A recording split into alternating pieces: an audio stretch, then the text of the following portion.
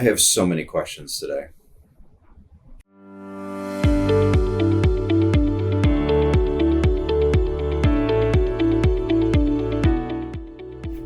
So today is about the light plates.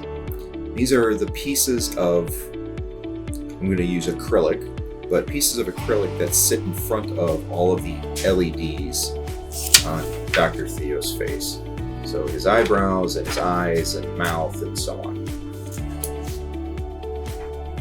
So some of the questions that I have: how do I make these? There's two different colors, so how do I color them? And the question that's really vexing me is, how do I mount them to the rest of the face? So I think I'm going to start with that hardest question first. I think I want to use glue.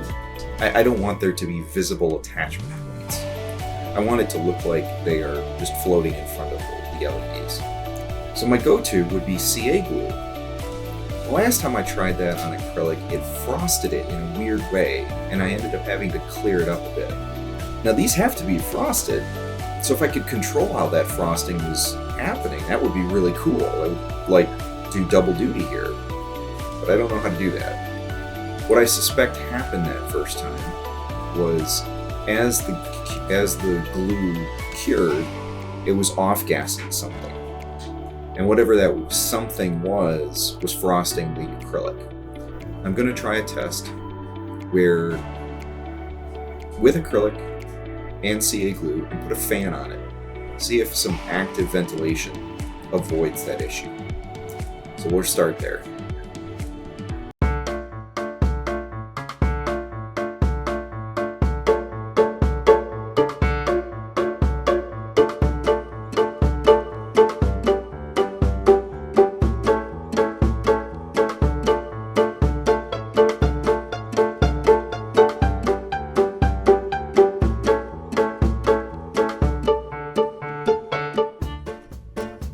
Well, that didn't work.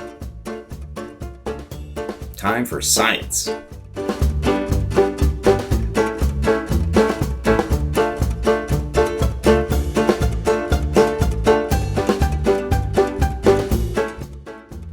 glue stick did dry relatively clearly, but it was kind of a pain in the butt to work with because it was cooling so quickly.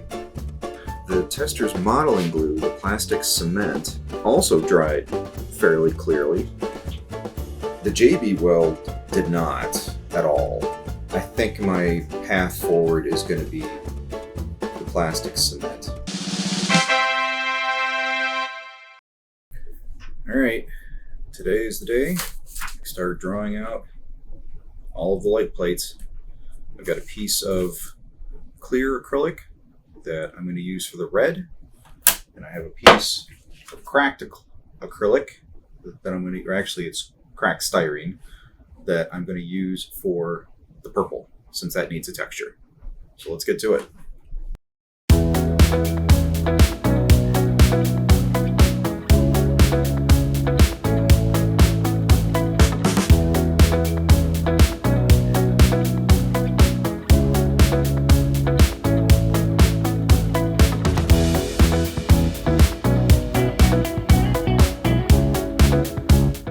I've got everything drawn out, got what I believe are the right measurements, but now I'm going to trace it out onto the acrylic and see what they look like in full scale.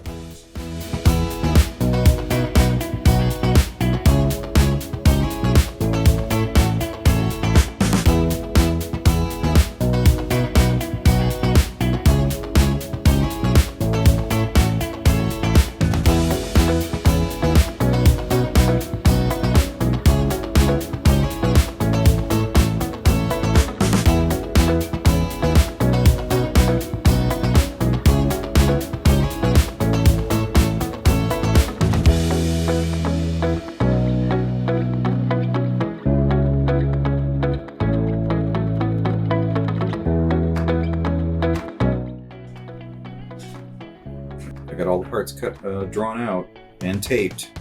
So now I'm going to drill out the corners and then get the scroll saw out to cut the parts out.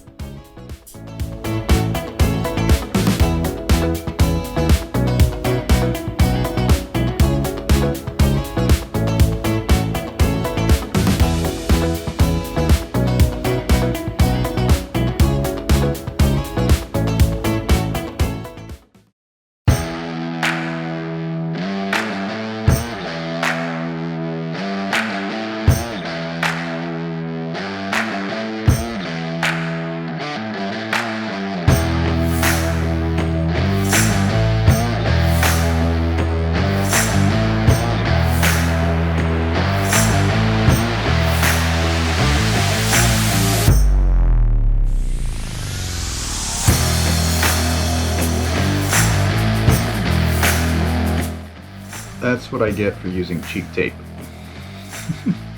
I'll have to clean that up too.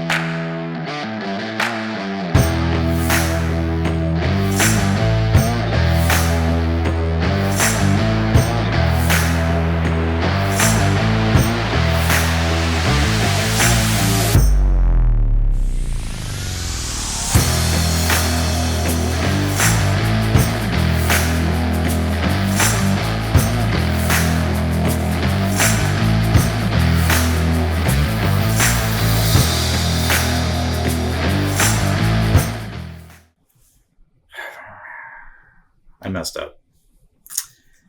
One of the eyebrows, the longer of the two eyebrows, I cut with just a straight bottom all the way across. And that's because I was trying to go off memory of what this shape looks like, when I should have kept going back to the reference pictures to double check. Because in looking at this again, I found, or I remembered, that the very bottom of that eyebrow has a dip. It comes down and then goes across. And in fact, there's another point where it dips further along here. So it is not a straight shot. So I'm going to have to recut this one. So that's what I'm going to do now.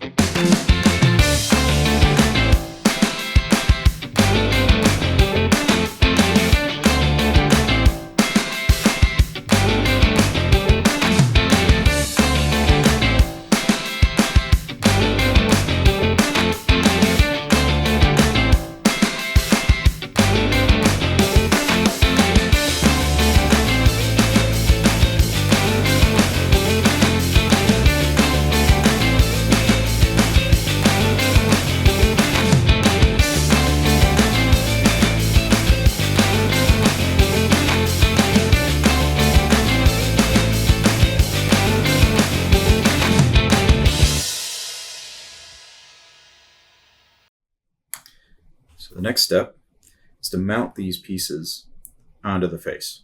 I need them to float above the LEDs. So the way I'm going to achieve that is I bought a set of these 16th inch acrylic round rods. So they're clear, and they're only a 16th inch wide, so there's not going to have a whole lot of profile. And what I'll do is I'll cut out a set of posts for each plate, glue them to the acrylic that the LEDs are attached to currently, and they'll just stick up and provide the plate with a flat surface or a set of posts to attach to.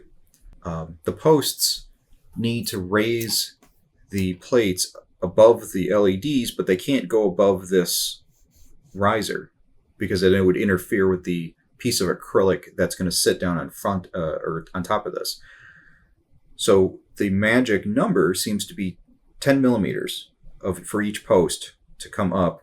So I need to cut one of these into a series of 10 millimeter posts. So the first thing I do is I take my calipers, and I've got this set to 10 millimeters already. And I just measure down here at the bottom and very clumsily put my scissors on the cut line, which matches up with my 10 millimeter distance. So then to give some leverage, I'll slide my scissors up, and to prevent this little piece of acrylic from going spinning off into infinity, I cover it over with just an old t-shirt. So when I cut, it stays here. And there is one of my 10 millimeter posts. Now I just got to make like a dozen more.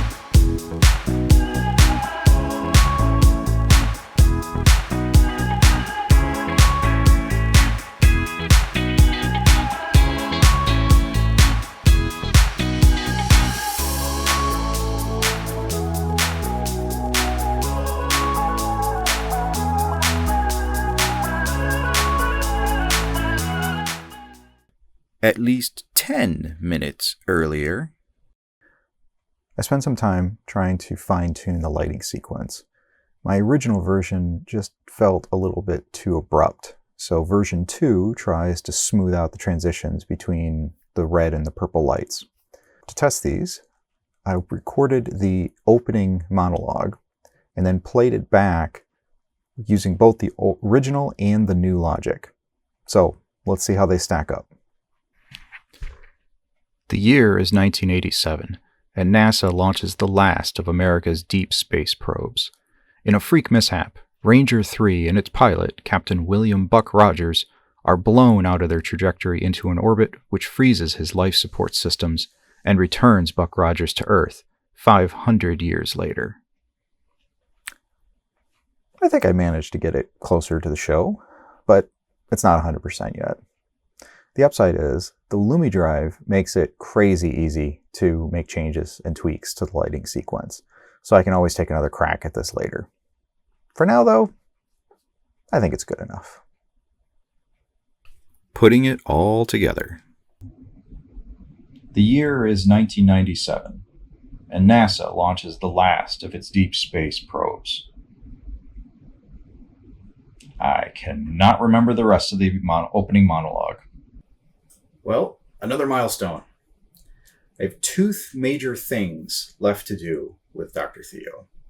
The first is mounting all of these electronics in the back of his head. The other is the painting.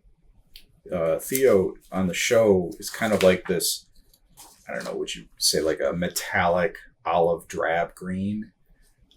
So I'm going to have to find a match for that and then paint, just paint basically all the exterior. So there's the light at the end of the tunnel. I hope you enjoyed this show, and I will see you next time.